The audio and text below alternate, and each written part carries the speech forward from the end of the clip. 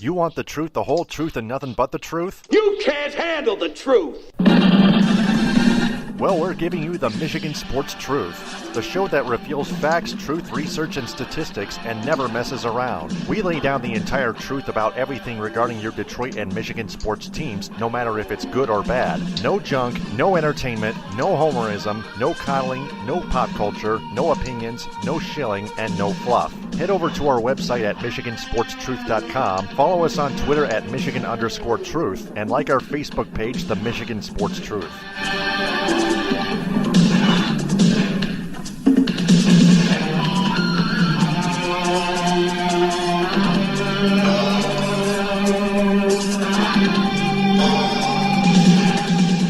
The hosts of the Michigan Sports Truth podcast do not take any suggestions or criticism from any member of its audience on how it should be run. It is up to the host to decide what they want to cover. They also do not intend to be any amount of popular in any way, shape, form, or fashion. Additionally, the views of the audience, right or wrong, do not reflect the actual truth revealed on this program. And welcome to the Game 2 post-game edition for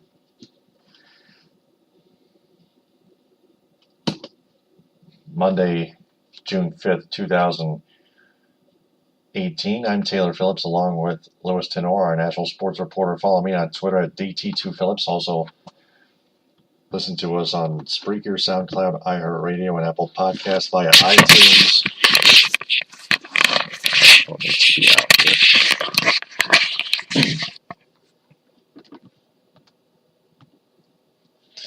here. Tigers... Let's get to that. That one is long gone. Tigers beat the Yankees 4-2 in the nightcap of the doubleheader, Game 2 at Comerica Park to split the doubleheader. Yankees took the first one 7-1. Mike Fiers only allows both the 2 runs. Domingo Germán allows all 4 runs in 6 2/3 innings. Mike Fiers had a little bit of a scuffle with Giancarlo Stanton. We remember last year, MLB Network giving us a flashback of last year. Mike Fiers drilling Giancarlo Stanton in the head, and Giancarlo Stanton would be out for a significant amount of time. Probably that was actually back in 2015. They met again tonight, and Giancarlo Stanton hit a home run off of him and did a bat flip. In the process, and Mike Fiers thought it was childish, and then he decided to hit him in the padded elbow, and Giancarlo Stanton got really pissed off. The benches would clear, I think, but the point is that what matters, the Tigers pulling yet even a little bit more money, pennies on the dollar, and Chris Sale just piggy bank with that 4-2 win. They're 29-32. Second place in the AL Comedy Central, still now 2.5 games back of the Cleveland Indians, and eight games back and 4 spots back. 8 games back and 4 spots back of the wild card spots. Still 7th worst in the AL. Their next game is at the Boston Red Sox 7-10. Starting pitching matchup doesn't matter. It'll be a rout. Tigers, despite their stupid rally goose, only allowed 4 runs. It's their pitching that got it done. Not the offense. It's the pitching. It was a low-scoring affair. 4-2. Does that give you another hint? Audience? Yeah, that's what I thought. The Yankees and the Red Sox still seem to duel it out in the AL East.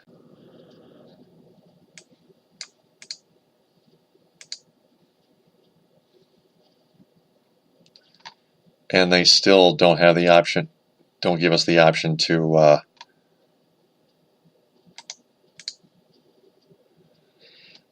check out the wild card standings. Tigers 8.5 back, but the Boston Red Sox are a game up on the Yankees but the Yankees still hold that 3.5 game lead over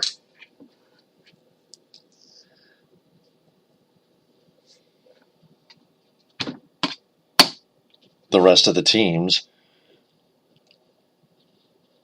The Yankees are 38-18. The Houston Astros are 37-24.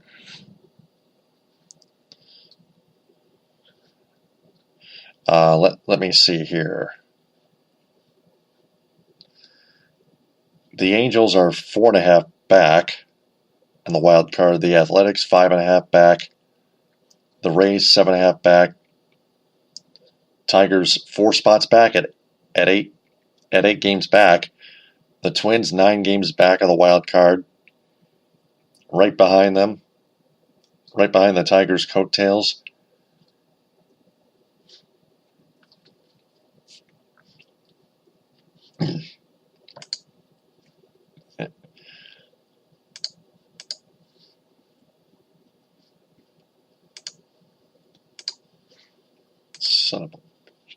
But the Boston Red Sox 41-19. They're at home against the Tigers, or on the road 9-18. The Boston Red Sox are 20-8. I predict a clean sweep. I predict a rout tomorrow. Doesn't matter what the starting pitching matchups are at all. It's gonna be a rout all 3 games. That's exactly what I see in my crystal ball. That's what everybody should see in their crystal balls too. That's just the reality of it. The Red Sox are a far better team than the Houston Astros. The Red Sox are a far better team, even better than the AOS leading Seattle Mariners. Hell, they're even a game up on the Yankees, like I just said. But it's a neck and neck race for the best record in the American League between the Red Sox and the Yankees, not just in the AL East, but in the entire American League. For the Tigers, they're going to start walking the plank, and water will find its level. Like my co-hosts and I have pointed out, Ed Smith, and Buck Gino, and I myself too. That said, the Tigers have selected Casey Mize, the right-handed pitcher from Auburn, with the number 1 pick. Officially, it was inevitable. It was expected, and it was much needed for that rebuild. And of course, the Tigers are going to hang on to it. And that's the difference between their general manager, Al Avila, and Red Wings general manager, Ken Holland, who's looking to trade the 6th overall NHL draft pick.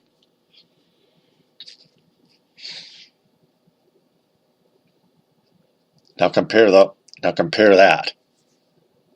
There's no argument there. Al Avila is more of a rebuilding general manager than Ken Holland. Clearly. That said, left sideline 3 and he answers. The Pistons have narrowed their head coaching job vacancy search to former Toronto Raptors head coach Dwayne Casey and current Michigan Wolverines men's basketball head coach John Beilein.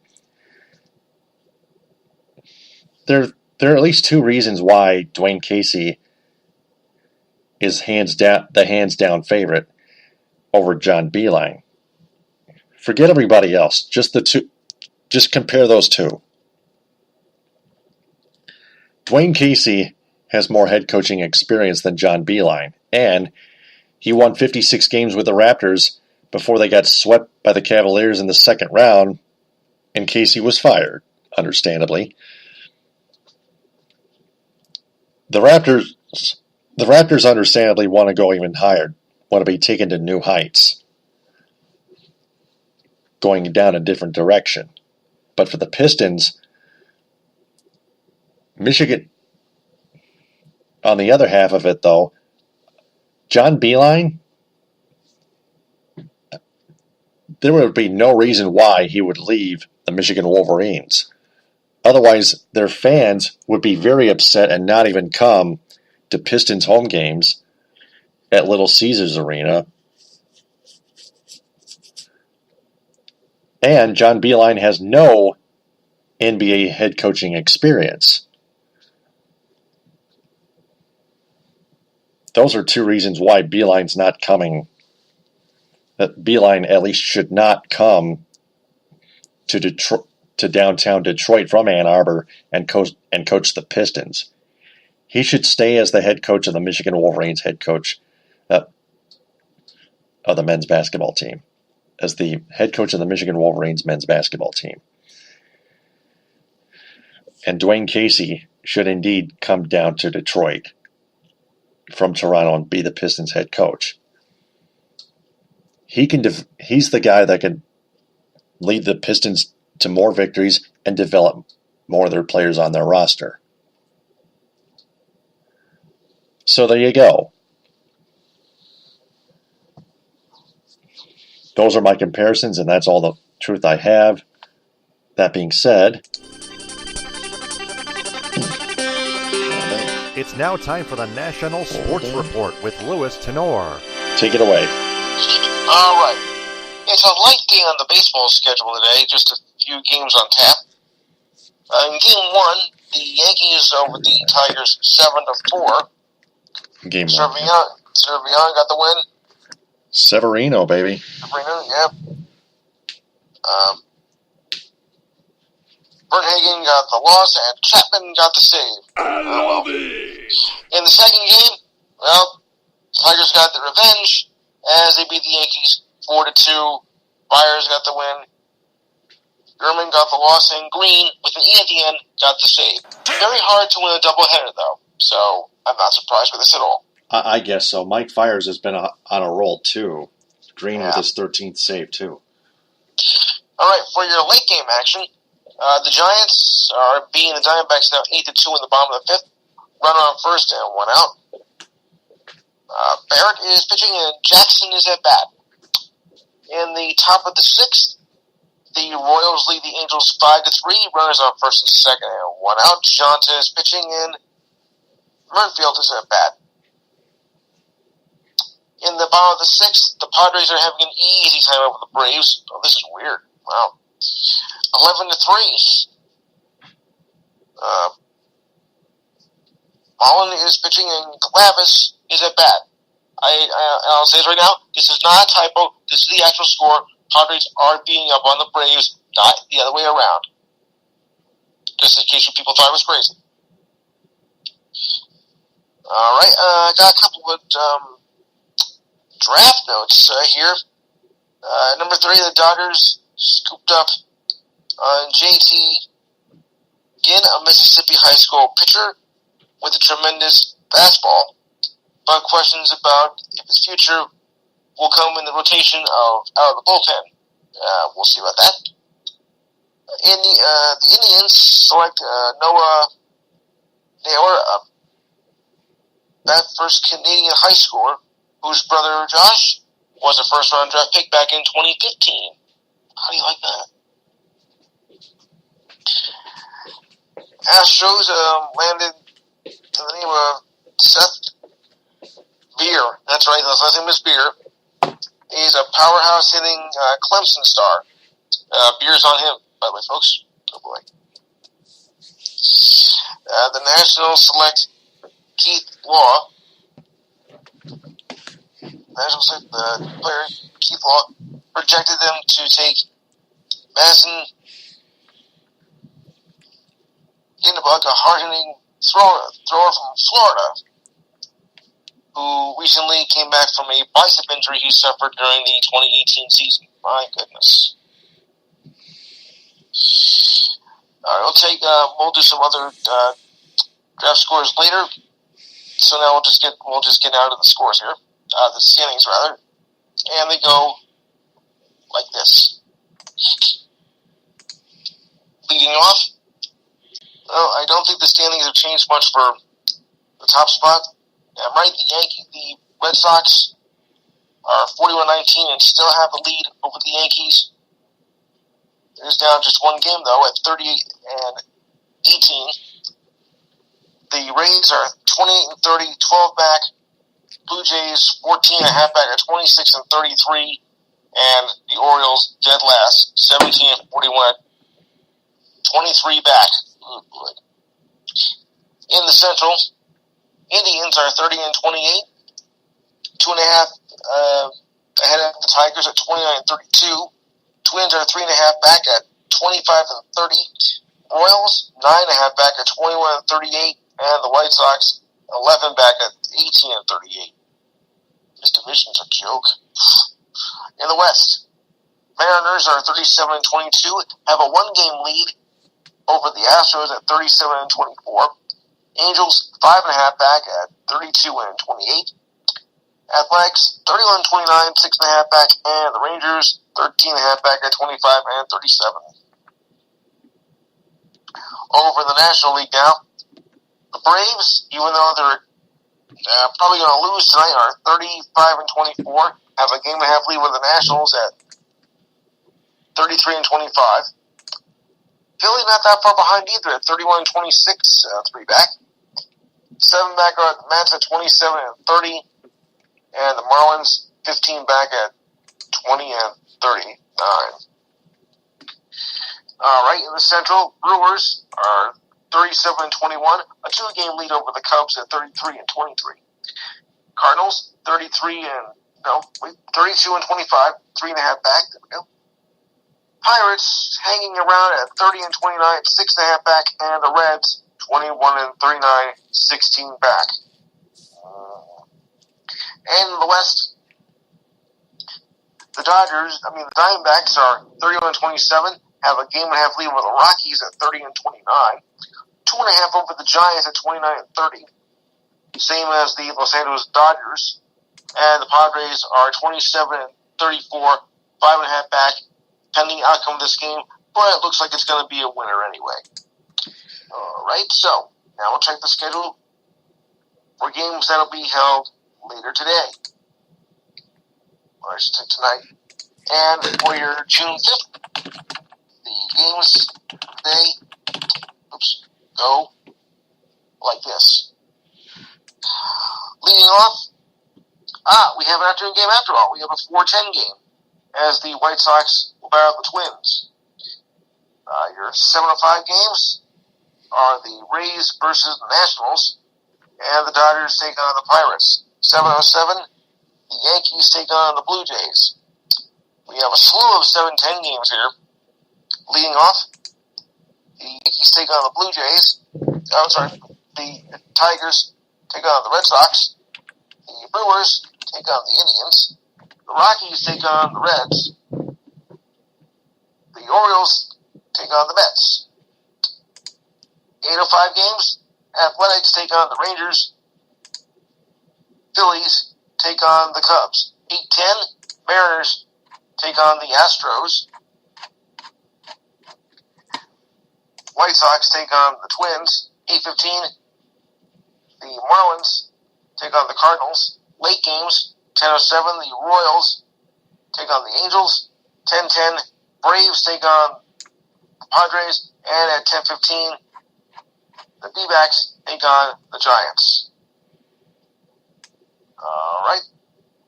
So now I'm going to try to run down these MLB complete coverage. Okay, here we go. Tigers got the first pick. Casey Mize. Mize. All right. San Francisco takes on Joey Bart. Philly takes on Alex Bohm. Chicago White Sox have Nick Mango.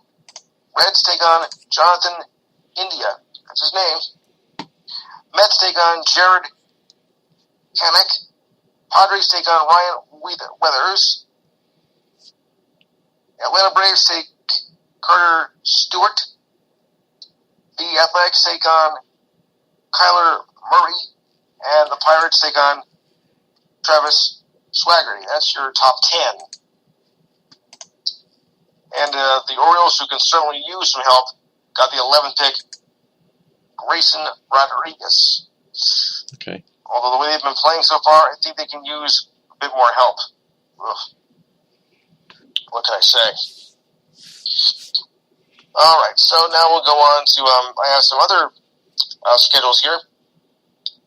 Oh, by the way, for those of you hockey fans that are just tuning in, Capitals are 1 win away from winning their first Stanley Cup as they beat the Golden Knights today 6-2 to now lead the series 3-1.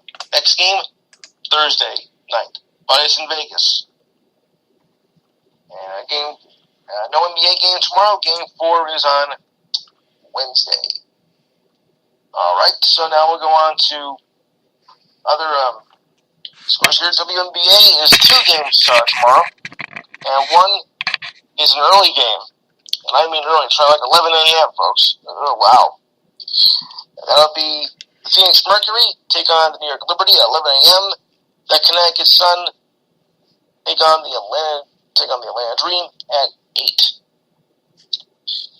So, factor in that. 11 a.m. to 8 p.m. Okay. All right, now on to the news items of the day. And it goes like this. First up, the Philadelphia Eagles will not be attending the ceremony at the White House to honor their February Super Bowl victory, and according to a statement by President Trump. The statement says that the defending Super Bowl champions disagree with the president because he insists they proudly stand for the national anthem and a heart and honor of the great men and women of the military and the people of our country. Donald Trump is a thin-skinned pansy. I knew that. As the ongoing dispute continues. What else? Instead of the event honoring the Eagles, the White House will host a celebration of America. The president's statement said that the ceremony only cares about America and no other country on this earth. Right. Eat crap, Donald Trump, you moron. Racist. Continue.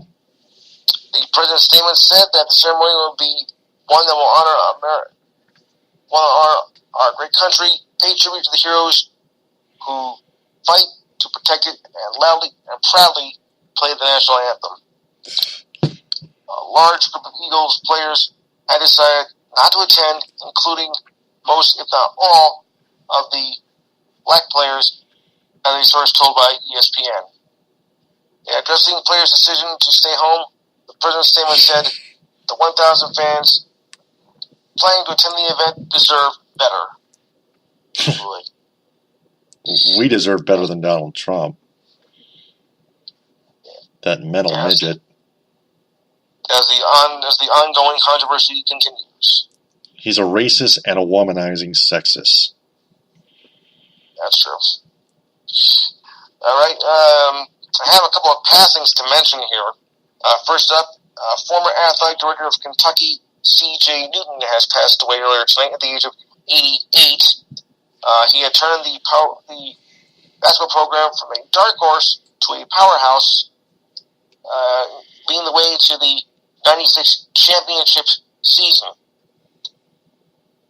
Kentucky was not always a great basketball school. Continuing on with this article here, I'll check here.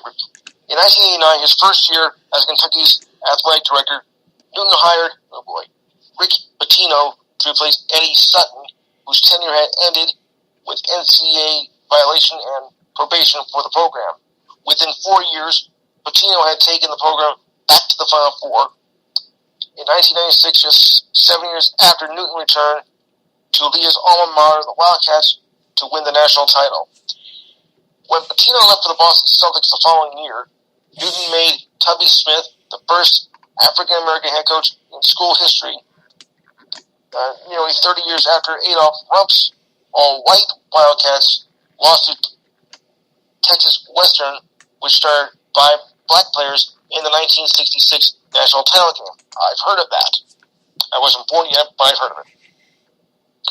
Throughout his career, Smith praised Newton for giving the opportunity to lead one of America's top programs and make history. Also under Newton, Bernadette Mattox became the first female assistant for a major Division I men's program and the first African-American coach to lead the Kentucky women's program. Newton is a giant in the history of the University of Kentucky, the Southeastern Conference, and the sport of basketball itself. Kentucky Athletics Director Mitch Barnhart said in a statement, as a student athlete, he was a national champion basketball player and a star baseball pitcher. He returned to his alma mater when he was needed most and provided stability, leadership, and growth for the University of Kentucky Athletics for more than a decade. His coaching accomplishments and honors at Pennsylvania, Alabama, and Vanderbilt speak for themselves. Even Pennsylvania. Don't figure that one out. All right. So continuing down the line here, as we move on. All right. Continuing on down here. The Yankees, like you said, and as you mentioned, Detroit will take the first pick in the draft. Another sad passing day, Dwight Clark, the man who made the catch in the NFC Championship game in 1982, has passed away at the age of 61 as he was battling ALS. He was 61 years old. He was diagnosed in the spring of last year, and he will be missed. He'll be forever remembered, of course, for the catch against Dallas. That broke my heart in 1982. I was an 11-year-old boy hoping the Dallas Cowboys would win it, and that really got me. So I will miss you, Dwayne. NBA prospect Wendell Clark, no relation to Dwayne, says he's confident that he will show off his skills at the professional level than he did at Duke. Carter is expected to be a top 10 draft pick later this month, and says his more famous teammates will also do better in the next level, such as Marvin Bagley III, who's also expected to be a top draft pick, along with teammates Gary Trent Jr. and Grayson Allen. That no good you-know-what. They're also expected to be drafted, as well as Carter. And he went through a pre-draft workout with the Bulls yesterday. He says he has 6 workouts in total, and is also expected to work out with several other teams, such as the Knicks, Mavericks, Grizzlies, Magic, and the Cavaliers. Or as I say, the Tragic. Warriors forward Andre Iguodala says he has not experienced any pain in his left knee in the last few days and is eyeing a return into the finals. On Saturday, Iguodala went through a full workout and sprinted. He had a bone bruise on his left knee in Game 3 of the Western Conference Finals. The status, though, for Iguodala is still unknown for Game 3, which is on Wednesday, but is still hoping to make it to come back somewhere in this series. If not Wednesday, when? That's the thing. The Chicago Bears have re-signed tight end Zach Miller to a 1-year deal. The team announced the deal yesterday. The news comes less than 1 year after he suffered a major knee injury that almost ended his career. Miller signed for a minimum deal worth $458,000 for the season, according to ProFootball.com. Miller could collect $790,000 if he manages to play in the upcoming season. Only $790,000, huh? Oh well. Well, it's been a bad week for tennis greats, the Williams sisters. First, Venus loses in her first round, and then Serena and Venus both lose in doubles yesterday. Now, Serena is out with a pectoral injury. She was scheduled to play against Maria Sharapova in the 4th round before the injury occurred. She will undergo an MRI and consult with doctors before she figures out what to do next. This was her first career tournament since giving birth to a baby girl in September. Tough break. Phillies pitcher Jake Arrieta says he has now reached a boiling point as they have now lost 6 of the last 8 games, and describes the weekend sweep as very, awful. We were very poor with defensive shifts. We had a checked swing. Shortstop Scott Kingery should have went to second on the play and got 3 hits in a row. Arrieta got more specific on the topic of the defense mishaps. We were the worst in the league in shifts, so we need to change that. Arrieta also said we need an accountability check. He said that is a very key moment in our season. April was great, May was decent, but June has been anything but good. Come on, it's only June 4th. Give me a break. Now it's June 5th. Well, yeah, but the game was prior to that. So how do you say June's been awful? It's only a few days in the month. Come on. Yep. Right. Phillies are going to be traveling out to Chicago for a 3-game series against the Cubs. Arrieta's former team, no less, as he left for free agency, and is not expected to pitch in this series. His next scheduled start is expected to be against the Brewers on Saturday. Ryan Hunter Ray won his first IndyCar race since 2015 in, guess what, in Detroit. He took over the lead when teammate Alexander Rossi slid off the track at a turn with 7 laps to go. This was his 17th IndyCar victory, but his first since the Pocono Raceway back in 2015. Hunter on the pole, was struggling to hold off Ray before the mishap on a right turn on lap 64 of 70. From there, it was smooth sailing for Ray on the 2.35-mile street course. He finished 11 seconds ahead of last week's IndyCar winner, who was named Will Power. This time, he didn't have enough willpower to win the event. Oh, I can't believe I said that. Maybe you will get the idea. All right. The NBA is planning to test a coaching challenging system in the NBA Summer League, which starts at the end of the month.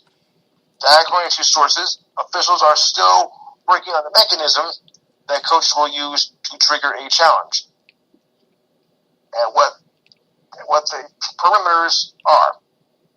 But they will not use a flag system. Sources say both the NFL and MLB both have coaching challenge systems. Over the last several years, the league has used the Summer and G League to test out rule changes that include adjusting to goaltending rules, as well as expand officiating crews. The league has increased the use of instant replay over the last decade, routinely adding types of plays that can be reviewed and triggers that allow officials to go to the monitors. However, it is unlikely that the league will adopt any new challenge rules for next season. I wouldn't put it past it. All right. Tampa Bay Rays pitcher Blake Snell set an AL record with 7 straight strikeouts to start a game versus the Mariners yesterday. He shares the record with 2 former White Sox players, Joe Cowley on May 28th, 1996, and Carlos Rodon in September of 2016. And the date was September 30th, for those of you keeping track. Free agent NFL linebacker Michael Kendricks signed a 1-year, $3.5 million deal with the Browns. 2 words for that, I'm sorry. A source confirmed to ESPN the deal was first reported by Yahoo Sports. Kendricks was released by the Philadelphia Eagles last month before they lost newly signed linebacker Paul Warlow with a torn ACL. Ugh. That's going to sting. All right. course, now the Warriors are up 2 games to none over Cleveland, and Klay Thompson did play last night, despite his high ankle sprain from Game 1. So there was talk about if he was going to play or not, but he might actually did play. And Cleveland just looked pathetic. I didn't expect that at all. Well, now they have to win Game 3, but I think Cleveland's gonna win Game 3. All right, so I'll just check the baseball scores one more time for the late games, and we read like this. Yeah, Monday is usually a light day. Right now, top 7, Giants are leading the D-backs 8-2. 1 out in the top of the 7th. Johnson is pitching and Dyson is at bat. Bottom 6, we have a tie game here between the Royals and the Angels, tied at 5. Royals are on first and third with 1 out. McCarthy is pitching and Upton is at bat. Bottom 7, it's still Padres over the Braves 11-3. Duhar, Higgis, Flowers, and Friedman.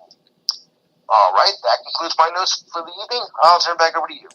All right, that's going to do it for the post-game edition of Game 2 between the Yankees and Tigers. The Tigers win 4-2. Before we sign off, oh yeah, that's right. The further analysis on Casey Mize. His arsenal of the fastball, curveball, splitter, and cutter are extremely effective. His fastball is very hard-throwing. Curveball, of course, it's got a lot of spin. Split finger, a lot of drop. Cutter, nasty. He has great command. And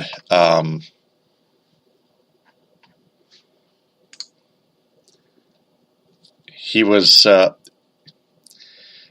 went 10-5 with a 2.95 ERA in 16 starts for Auburn, striking out 151 batters, over 109 2/3 innings, with 77 hits given up. Just as impressive, he surrendered just 12 walks. Those were the statistics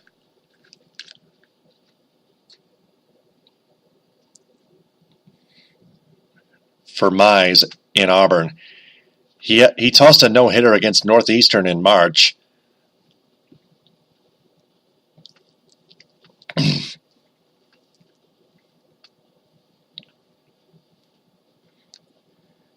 and those are the statistic. That's the statistic analysis on Casey Mize, and he was from Grayson, Georgia High School. Nope. He was from Auburn.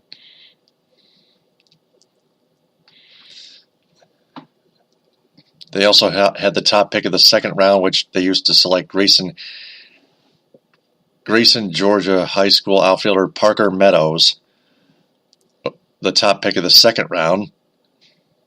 Tigers are on the clock with a third round 79th overall pick.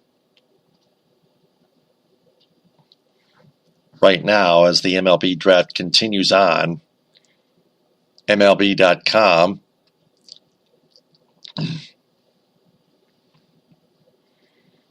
Still no draft pick.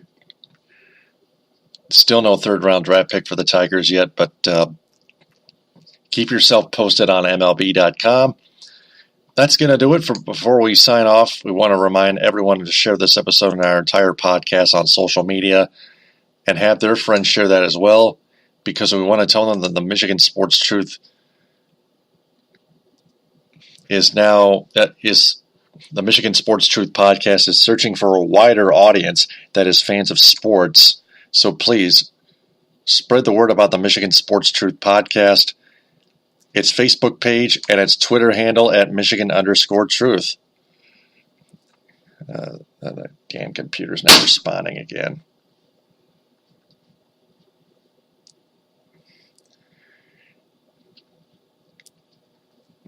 Also, catch me and Lewis on Steve Azul's Bleed Blue show on Blog Radio. For Louis Tenore, I'm Taylor Phillips. Follow me on Twitter at DT2Phillips. Thanks very much for listening, downloading, and sharing TTFN. Ta-ta for now, and long live the DSR. Right. The hosts of the Michigan Sports Truth podcast do not take any suggestions or criticism from any member of its audience on how it should be run. It is up to the host to decide what they want to cover. They also do not intend to be any amount of popular in any way, shape, form, or fashion. Additionally, the views of the audience, right or wrong, do not reflect the actual truth revealed on this program.